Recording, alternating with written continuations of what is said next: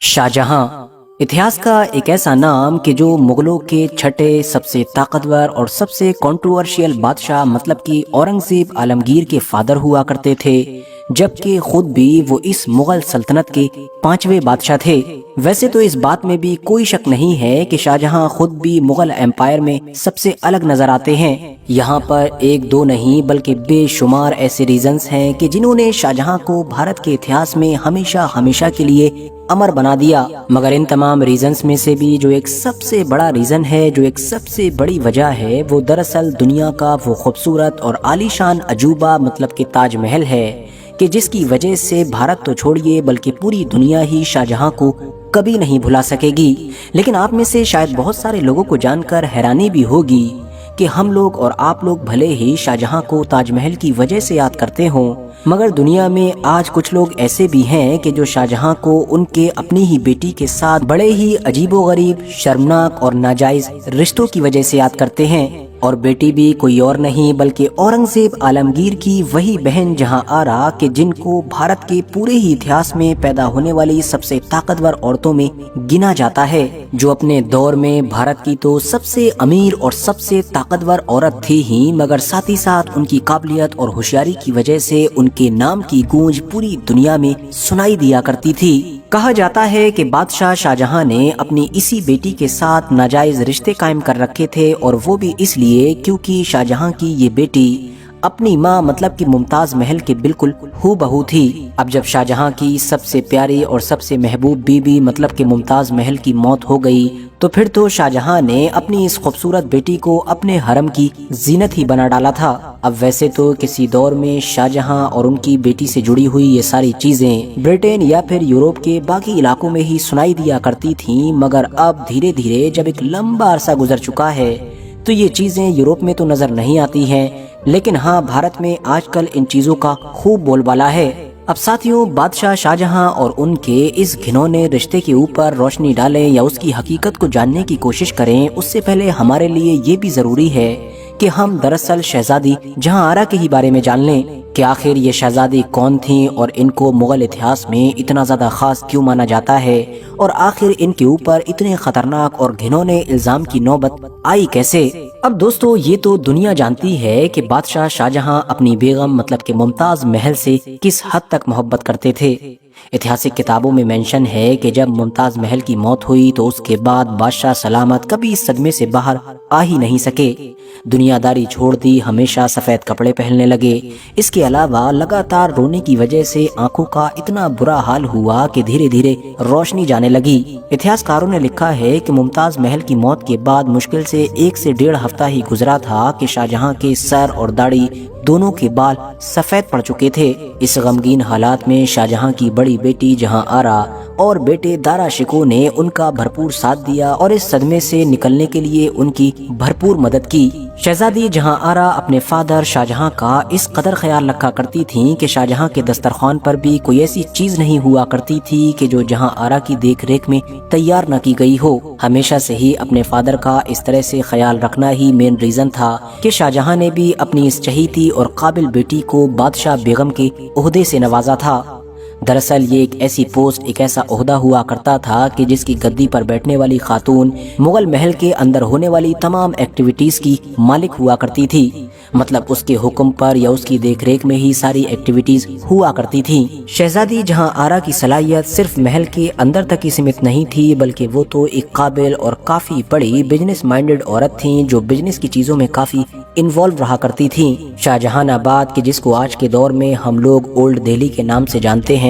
उसको आबाद करने का भी काफी हद तक क्रेडिट शहजादी जहां आरा को ही दिया जाता है। शाहजहां के दौर में जब ये शहर बसाया गया था तो इसकी 19 बड़ी इमारतों में से 5 इमारतें तो ऐसी थीं कि जिसको पर्सनली अपनी देखरेख में शहजादी जहां आरा ने तैयार करवाया था। सूरत नामी बंदरगाह की टोटल कमाई शहजादी जहां आरा के हिस्से में आती थी। इनका पर्सनल अपना एक बहरी तिजारती जहाज भी था, मतलब कि ट्रेड वाला शिप, जो अक्सर ट्रेड के लिए यूरोप वगैरह के इलाके में जाया करता था। इन्हीं तमाम चीजों ने ही उस दौर में शहजादी जहां आरा को सिर्फ भारत की ही नहीं बल्कि पूरी दुनिया की सबसे प्रभावशाली, अमीर और ताकतवर औरत बना दिया था। शहजादी जहां आरा की इस शोहरत और कामयाबियों का ही नतीजा था कि जहां एक तरफ उनके चाहने वाले भी लाखों की तादाद में थे, तो जाहिर सी बात है उनसे नफरत करने वाले लोगों की गिनती भी कम नहीं थी। खास तौर से शाही महल की ही कुछ औरतें कि जो उनसे हसद रखा करती थीं, और उनके साथ में कुछ शाही उमरा ने भी मिलकर शहजादी जहां आरा के बारे में अलग अलग तरह की अफवाहें उड़ानी शुरू कर दी थीं। कोई उनके और उनके फादर शाहजहां के बीच नाजायज रिश्तों की बातें करता और उनको शाहजहां की बेगम की जगह पर रखता, तो कोई उनके अपने ही भाई मतलब दारा शिको के साथ भी उनकी मोहब्बत के किस्से सुनाने लग जाता। मगर साथियों, असली खेल तो उस वक्त हुआ कि जब उस दौर के एक फ्रेंच ट्रैवलर मतलब कि बर्नियर ने इन तमाम बाजारी बातों को अपनी किताब का हिस्सा ही बना डाला।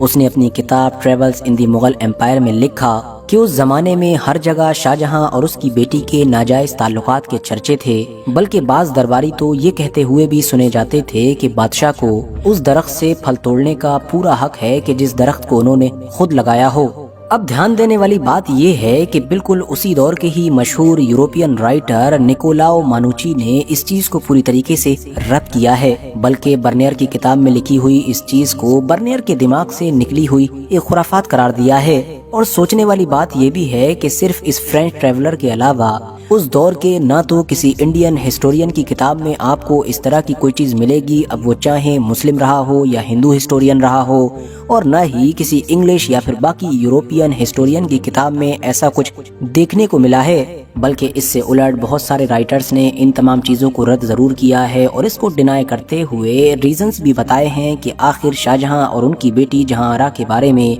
उस दौर में इस तरह की चीजें क्यों मशहूर हुई थी या फिर क्यों मशहूर की गई थी। इसके पीछे का सबसे बड़ा रीजन तो उस एहसास कमतरी को माना जाता है कि जिसका शिकार यूरोपियन लोग उस दौर में भारत में आकर हुए थे। हुआ ये था कि उन लोगों ने उस दौर में जब भारत में आकर एक औरत को इतनी बड़ी बड़ी जिम्मेदारियां संभालते हुए देखा और बड़ी ताकत को कंट्रोल करते हुए देखा, साथ ही साथ इस शहजादी की बेपनाह दौलत और कामयाबियों के किस्से सुने, तो वो इसको बर्दाश्त न कर सके। क्योंकि यूरोप में तो उस दौर में ऐसी कोई चीज इमेजिन भी नहीं की जा सकती थी, क्योंकि उस वक्त तक तो यूरोप के अंदर औरतों को इस तरह के इख्तियारात दिए ही नहीं जाते थे। यूरोप के अंदर उस वक्त तक औरतों की हैसियत ज्यादा में ज्यादा उन मर्दों के गुलामों की हुआ करती थी कि जो मर्द उनके घरों में रहा करते थे। बस इसीलिए अपने आप को या फिर अपनी यूरोपियन कौम को मुतमईन रखने के लिए उस दौर में यूरोप की गलियों में इस तरह के किस्से मशहूर किए गए थे, ताकि ये समझा जाए कि दरअसल एक औरत के पास यहाँ पर इसलिए सब कुछ है क्योंकि उसके अपने ही फादर के साथ नाजायज ताल्लुकात हैं। वरना हकीकत तो ये है कि अगर आप लोग जनरली ऐतिहासिक किताबों में शहजादी जहां आरा का रिकॉर्ड ढूंढने की कोशिश करोगे, तो आप वहां पर एक ऐसी शहजादी जहां आरा को पाओगे कि जिनके बारे में दावा किया जाता है कि वो एक मजहबी औरत थी। साथ ही साथ तसव्वुफ और सूफीज़्म की तरफ उनका काफी रुझान था। ये काफी हसीन व जमील खूबसूरत भी हुआ करती थी, मगर शाही महल में होने वाले एक बड़े हादसे में ये काफी हद तक जल गई थीं, जिसकी वजह से फिर इन्होंने जिंदगी भर शादी करने से भी परहेज किया था। बादशाह शाहजहां की तरह ये भी अगले बादशाह के तौर पर दारा शिको के फेवर में थी, मतलब अपने फादर के बाद मुगल सल्तनत की गद्दी पर दारा शिको को ही देखना चाहती थी। इसीलिए आखिरी दौर में जो चारों भाइयों के बीच गद्दी हासिल करने के लिए जंगें वगैरह हुई थीं, उसमें इन्होंने दारा शिको की तरफ से भरपूर हिस्सा भी लिया था। मगर फिर भी जब बादशाह औरंगजेब आलमगीर ने आखिर में गद्दी संभाली, तो अपनी बहन की इज्जत व अजमत में कोई कमी नहीं आने दी। हालांकि 1658 मतलब के शुरुआती वक्त में ही अपने दुश्मन भाई का लगातार साथ देने के गुस्से में औरंगजेब आलमगीर की तरफ से अपनी बहन जहां आरा को बादशाह बेगम की गद्दी से हटा दिया गया था। मगर अब आप इसको शहजादी जहां आरा की काबिलियत समझिए या जो भी समझिए, चंद सालों के अंदर ही बादशाह औरंगजेब आलमगीर की तरफ से इनको एक बार फिर से उस गद्दी पर